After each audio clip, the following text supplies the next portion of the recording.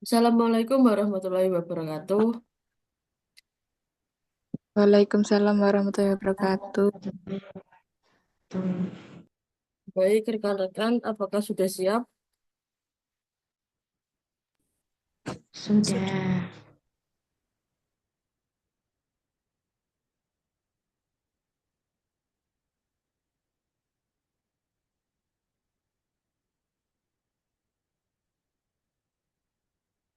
Baik, saya mulai.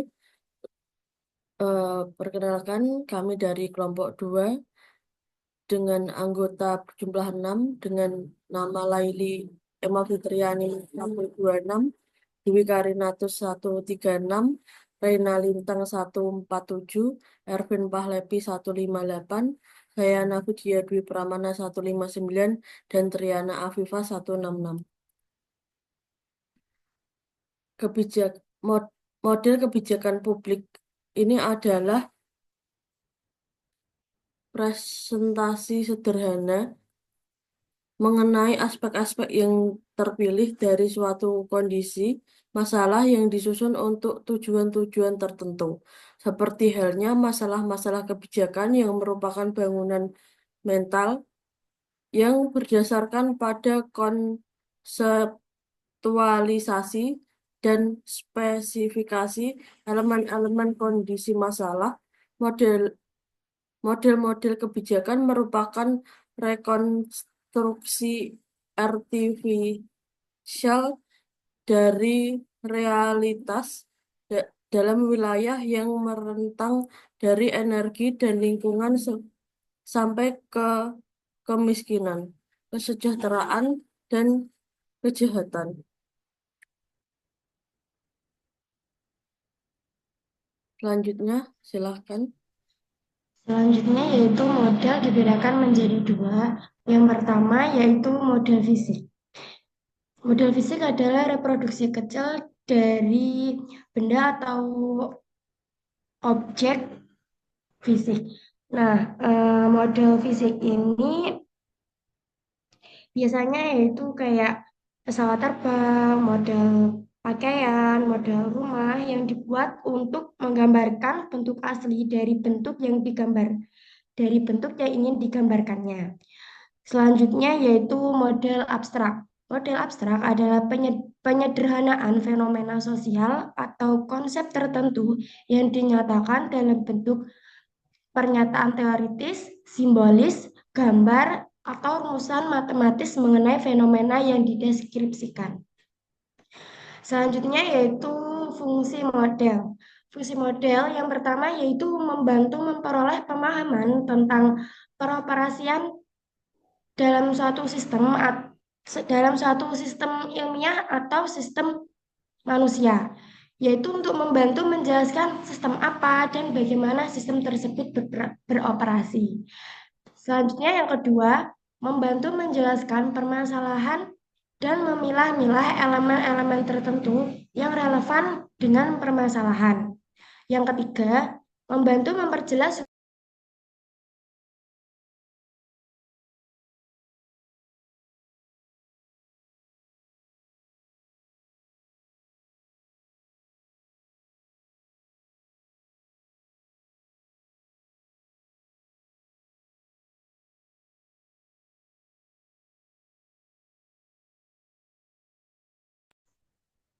eh, selanjutnya yaitu model dibedakan menjadi dua. Yang pertama model fisik. Model fisik yaitu reproduksi ukuran kecil dari benda atau objek fisik.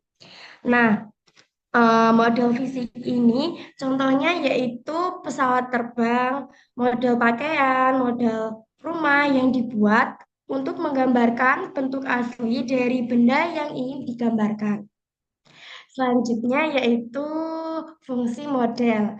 Nah, fungsi model ini ada empat. Yang pertama yaitu membantu memperoleh pemahaman tentang para operasiannya menggunakan sistem ilmiah atau menggunakan sistem manusia.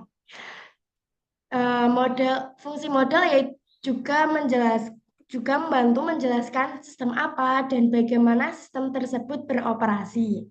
Lalu yang kedua, membantu menjelaskan permasalahan dan memilah-milah elemen-elemen tertentu yang relevan dengan permasalahan. Selanjutnya yang ketiga, membantu memperjelas hubungan antara elemen-elemen tersebut. Dan yang keempat, membantu dalam merumuskan kesimpulan dan hipotesis mengenai hakikat hubungan antar elemen. Oke, next.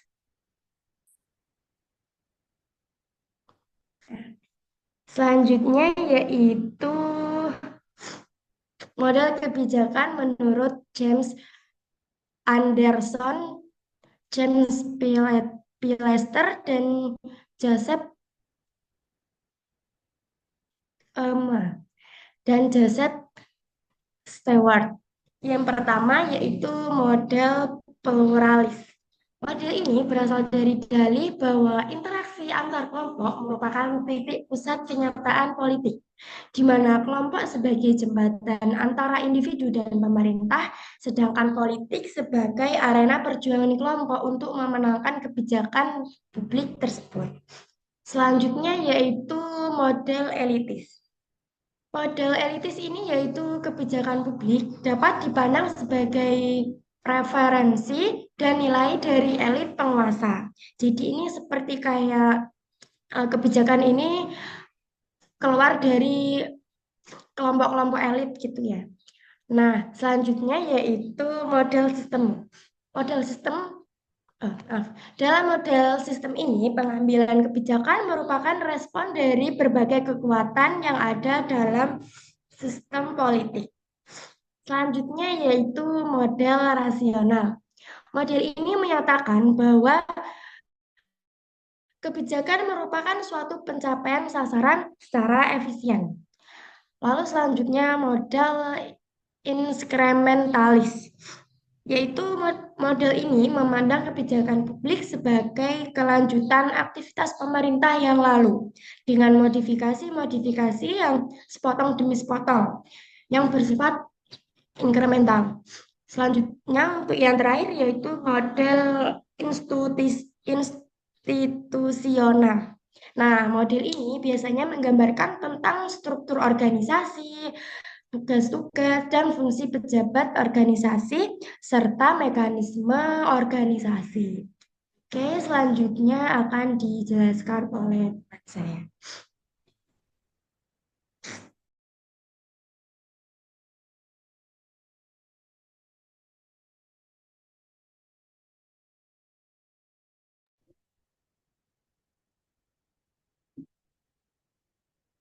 Nah, selanjutnya yaitu ada 3 karakteristik berbeda pada kebijakan publik.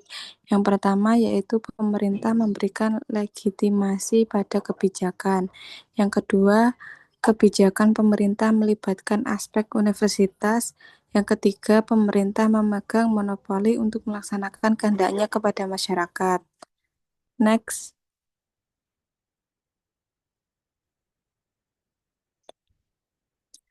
Jenis-jenis kebijakan publik, kategori kebijakan publik dari James Anderson.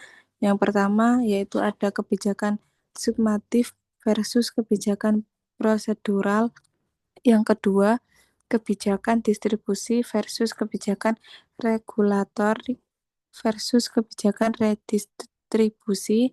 Yang ketiga, kebijakan material versus kebijakan simbolik. Yang keempat, kebijakan yang berhubungan dengan barang umum dan barang privat.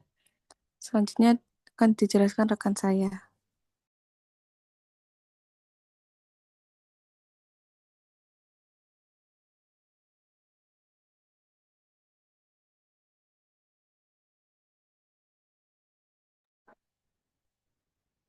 Baik, di sini saya akan menjelaskan bahwasanya Sholih Abdul Wahab sebagai mana dikutip dalam buku Soeharto mengisyaratkan bahwasanya pemahaman yang lebih baik terhadap hakikat kebijakan publik merupakan sebagai tindakan yang mengarah pada tujuan. Ketika kita dapat merinci kebijakan tersebut ke dalam beberapa kategori. Yang pertama ada tuntutan kebijakan, yang dimana tuntutan atau desakan yang diajukan pada pejabat-pejabat pemerintah yang dilakukan oleh aktor lain, baik swasta maupun kalangan pemerintah. Kemudian yang kedua ada keputusan kebijakan, yang dimana keputusan yang dibuat oleh para pejabat pemerintah yang dimaksud untuk memberikan arahan terhadap pelaksanaan kebijakan publik. Kemudian yang ketiga, pernyataan kebijakan publik, yakni menyampaikan pernyataan resmi atau penjelasan mengenai kebijakan publik tertentu. Kemudian ada yang terakhir, yakni hasil akhir kebijakan politik. Slide berikutnya.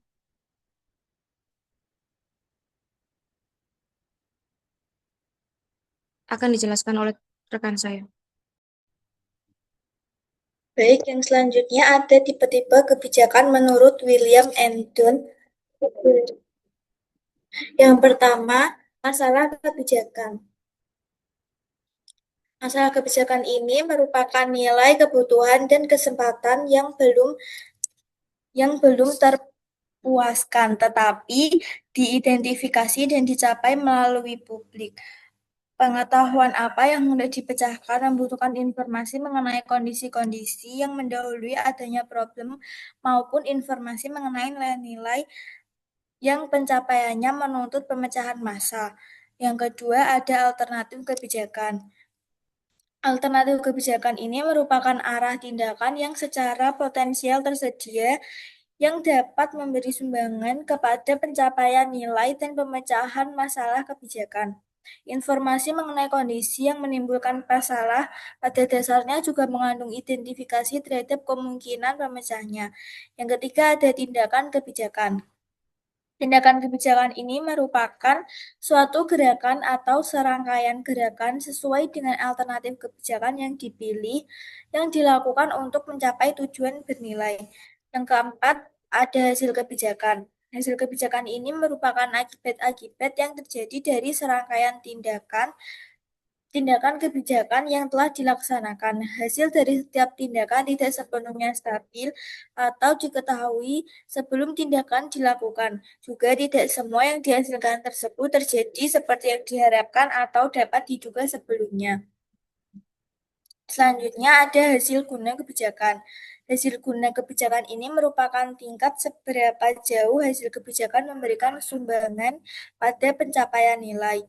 Pada kenyataannya, jarang ada problem yang dapat dipecahkan secara tuntas. Umumnya, pemecahan terhadap suatu problem dapat menumbuhkan problem sehingga perlu pemecahan kembali atau perumusan kembali. Next.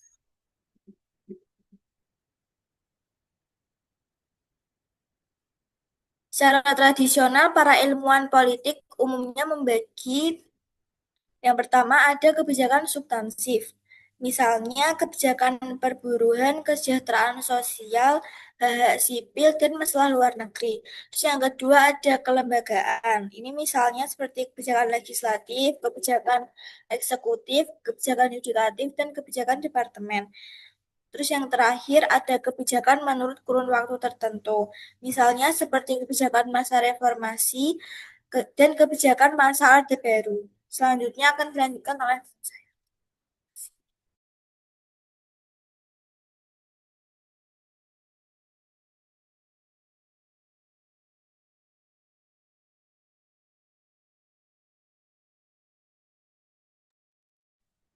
Baik, sekian presentasi dari kelompok kami. Izinkan saya untuk membaca kesimpulan. Istilah kebijakan sendiri masih terjadi hilang pendapat dan merupakan ajang perdebatan para ahli. Maka untuk memahami istilah kebijakan ini diberikan beberapa pedoman sebagai berikut. Kebijakan harus dibedakan dari keputusan. Kebijakan sebenarnya tidak serta-merta dapat dibedakan dari administrasi. Kebijakan mencakup perilaku dan harapan-harapan. Kebijakan mencakup ketiadaan tindakan ataupun adanya tindakan. Kebijakan biasanya mempunyai hasil akhir yang akan dicapai. Setiap kebijakan memiliki tujuan atau sasaran tertentu, baik eksplisit maupun implisit. Kebijakan muncul dari suatu proses yang berlangsung sepanjang waktu. Kebijakan meliputi hubungan-hubungan yang bersifat antar organisasi dan yang bersifat intraorganisasi. Kebijakan publik meski tidak eksklusif menyangkut peran kunci lembaga-lembaga pemerintah, kebijakan itu dirumuskan atau didefinisikan secara subjektif. Sekian, saya kembalikan ke moderator.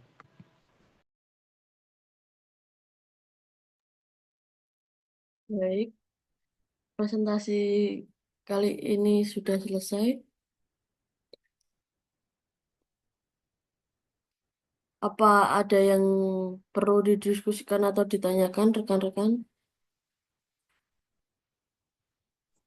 Cukup. Baik, sudah.